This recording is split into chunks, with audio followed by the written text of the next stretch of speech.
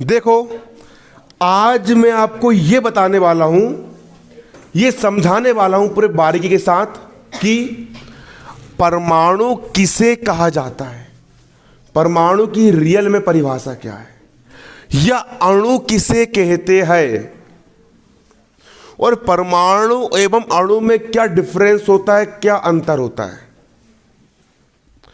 कक्षा 9वीं की विज्ञान एनसीईआरटी की बुक का अध्याय 3 अणु एवं परमाणु वाला चैप्टर का है ये, है ना। किसी भी गाइड में आपको इसका आंसर मिल जाएगा, बुक में भी आपको आंसर मिल जाएगा। मैं आपको समझा बस देता हूं। सबसे पहले मैं बात करूंगा परमाणु क्या होता है। किसकी बात करूंगा मैं? तो मैंने आपको बताया था परमाणु क्या होता है। प्रकृति में, इस पूरे ब्रह्मांड में, पूरी दुनिया में, पूरी कायनात में कुल मिलाकर के सिर्फ और सिर्फ 118 तत्व है। कितने तत्व है? और इन 118 तत्वों के आपस में विभिन्न प्रकार से जुड़ने से पूरी दुनिया का निर्माण हुआ है। किसका निर्माण हुआ है? दुनिया का। क्लियर? अब मैंने यहां पर क्या लिया? मैंने एक तत्व ले लिया ऑक्सीजन। एक तत्व मैंने क्या ले लिया? और जैसा मैंने अभी आपको बताया था, ये हो गया आपकी ऑक्सीजन का गुब्बारा। इसमें सिर्फ कौन सी गैस भरी हुई है? आपकी ऑक्सीजन गैस भरी हुई। कौन सी गैस भरी हुई है? ऑक्सीजन गैस भरी हुई। कौन सी गैस भरी हुई है? भरी है।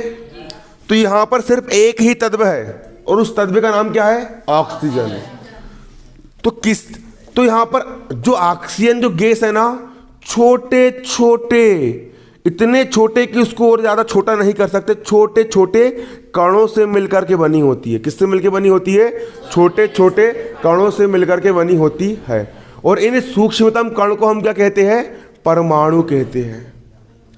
इन सूक्ष्मतम कण को हम क्या कहते हैं? परमाणु कहते हैं। किसी भी तत्व का, यहां पर तत्व आपका क्या है? ऑक्सीजन है। किसी भी तत्व का सूक्ष्मतम कण, क्या बोला मैंने? किसी भी तत्व का सूक्ष्मतम कण परमाणु कहलाता है ना। किसी भी तत्व का छोटे से छोटा कण, किसी भी तत्व का सूक्ष्मतम कण, छोटे से छोटा कण क्या कहलाता है? आपका परमाणु कहलाता है ना। परमाणु की परिभाषा क्या है? किसी भी परमाणु जो होता है यह किसी भी तत्व का वह सूक्ष्मतम कण है जिसमें उस तत्व के सभी गुण विद्यमान होते हैं। आप यदि ऑक्सीजन का सिर्फ एक परमाणु उठाओगे तो उसमें भी वही गुण होंगे जो कि इस पूरे ऑक्सीजन के तत्व में होते हैं। क्लियर है? ये शक्कर का ढेर है, उसमें से आप शक्कर का एक दाना उठाओगे तो उसमें वही गुण होता है जो पूरे शक्कर के ढेर में है ना। आ रहा है समझ में? उसी प्रकार परमाणु जो होता है, परमाणु किसी भी तत्व का वह सूक्ष्मतम छोटे से छोटा कण होता है जिसमें उस तत्व के सभी गुण क्या होते हैं? विद्यमान होते हैं। सभी गुण क्या होते हैं? विद्यमान होते हैं। और तत्व की रचनात्मक इकाई, जिस प्रकार मकान ईंट से मिलकर बना होता है ना, उसी प्रकार तत्व की रचनात्मक इकाई क्या होती है? आपकी परमाणु होती है। पूरी दुनिया जितनी भी कुछ बना ना, सबसे छोटा से छोटा कण क्या होता है? वो आपका परमाणु होता है। क्या होता है? समझ में आ गया आपको? मतलब सिर्फ एक ऑक्सीजन की बात करूंगा मैं तो वो क्या कहलाएगा? ऑक्सीजन का परमाणु कहलाएगा। सिर्फ एक ऑक्सीजन की बात करूंगा तो क्या कहलाएगा? आपका ऑक्सीजन का परमाणु कहलाएगा। क्लियर? ये क्या हो गया? आपका ऑक्सीजन का परमाणु हो गया। ऑक्सीजन का आपका क्या हो गया? ये परमाणु हो गया। समझ में आया नहीं आया? अब यहां पर मैं बात करूंगा कि अणु किसे कहते हैं। अणु क्या होता है? दो परमाणुओं से मिल करके जो बनता है उसको अणु कहते हैं। आया समझ में? देखो, मैंने हाइड्रोजन के दो परमाणु ले लिया। एक परमाणु हाइड्रोजन का जे हो गया और दूसरा परमाणु हाइड्रोजन का जे हो गया। क्लियर? दो परमाणु मैंने क्या के ले लिया? ये दोनों आपस में जुड़ गए। ये दोनों आपस में जुड़ गए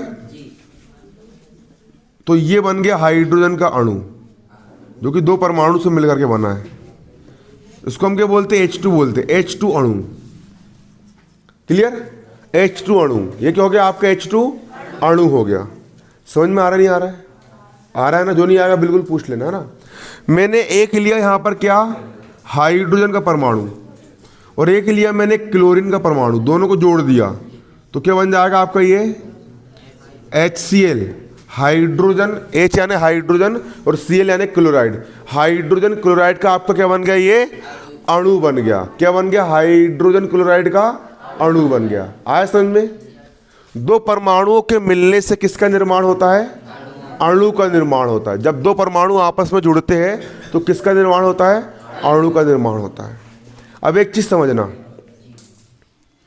अगर मैंने सिर्फ ऑक्सीजन का मैंने सिर्फ एक परमाणु लिया, के लिए मैंने ऑक्सीजन का लिया, अब ब्रह्मांड में इतने सारे परमाणु हैं, उसको जैसे ही वायुमंडल में मैं खुला छोड़ूंगा तो ये जो ऑक्सीजन का जो परमाणु है ना, वो किसी के भी साथ जाकर के जुड़ जाएगा और यौगिक बना लेगा। मतलब कि परमाणु कभी भी स्वतंत्र अवस्था में नहीं रह सकता। आप यदि सिर्फ एक परमाणु को लेकर के आओगे, वो किसी न किसी से जुड़ जाएगा और जुड़ करके किसका निर्माण कर लेगा, अणु का निर्माण कर लेगा। इसलिए परमाणु की एक विशेषता और क्या है, परमाणु जो होते कभी भी स्वतंत्र अवस्था में नहीं रह सकते। क्लियर? स्वतंत्र अवस्था में रह सकते हैं क्या, नहीं।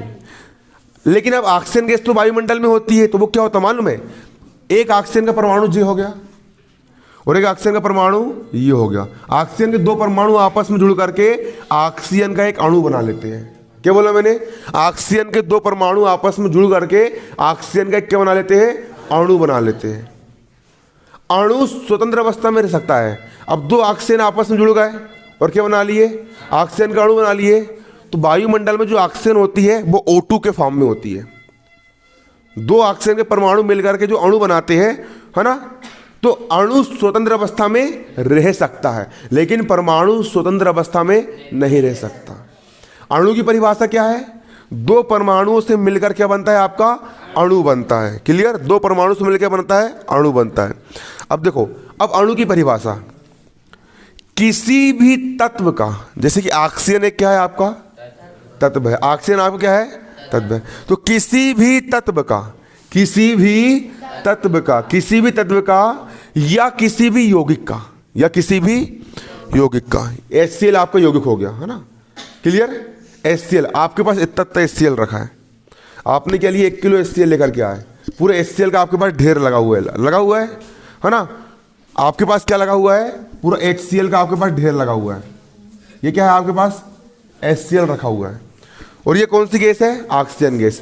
तो किसी भी तत्व का या किसी भी यौगिक का, किसी भी यौगिक तत्व का या किसी भी यौगिक का वह सूक्ष्मतम कण, वह छोटा से छोटा कण, परमाणु भी सूक्ष्मतम कण रहेगा और अणु भी क्या रहेगा, सूक्ष्मतम कण रहेगा। लेकिन अंतर बस इतना रहता है कि परमाणु स्वतंत्र अवस्था में नहीं रह सकता, लेकिन अणु स्वतंत्र अवस्था में रह सकता है। तो अणु की परिभाषा क्या हो गई, अणु की परिभाषा किसी भी तत्व का या किसी भी यौगिक का, अब भी पूछ रहा हूं, किसी भी तत्व का या किसी भी यौगिक का, किसी भी तत्व का या किसी भी यौगिक का वह सूक्ष्मतम, छोटा से छोटा, वह सूक्ष्मतम, छोटा से छोटा, सूक्ष्मतम, छोटे से छोटा, दिखे ना, सूक्ष्मतम, छोटे से छोटा कण जो स्वतंत्र अवस्था में रह सकता है। जो कैसा रह सकता है, स्वतंत्र अवस्था में रह सकता है, अणु कहलाता है। फिर से क्या बोला मैंने, किसी भी तत्व का वह सूक्ष्मतम कण जो स्वतंत्र अवस्था में रह सकता है, क्या कहलाता है, अणु कहलाता है। और अणु में भी उस तत्व के या यौगिक के सभी गुण क्या होते हैं, विद्यमान होते हैं। पानी आपका यौगिक हो गया, इतने सारे पानी में से आपने खाली एक छोटा सा कण निकाले, काय का, H2O का, तो ये आपका अणु कहलाएगा। क्या कहलाएगा, ये अणु कहलाएगा। क्लियर है?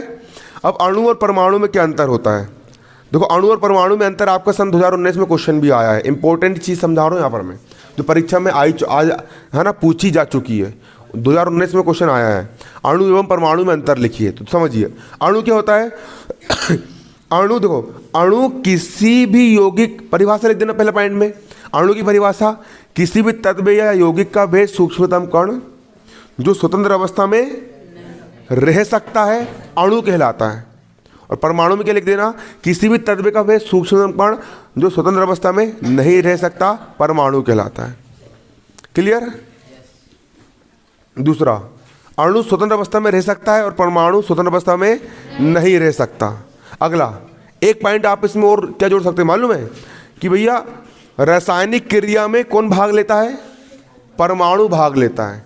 अणु रासायनिक क्रिया में भाग, क्योंकि अणु जो है दो परमाणु से मिलकर अणु बना है। अणु पहले परमाणु में टूटते हैं, अणु पहले परमाणु में, फिर परमाणु रासायनिक क्रिया में भाग लेते हैं।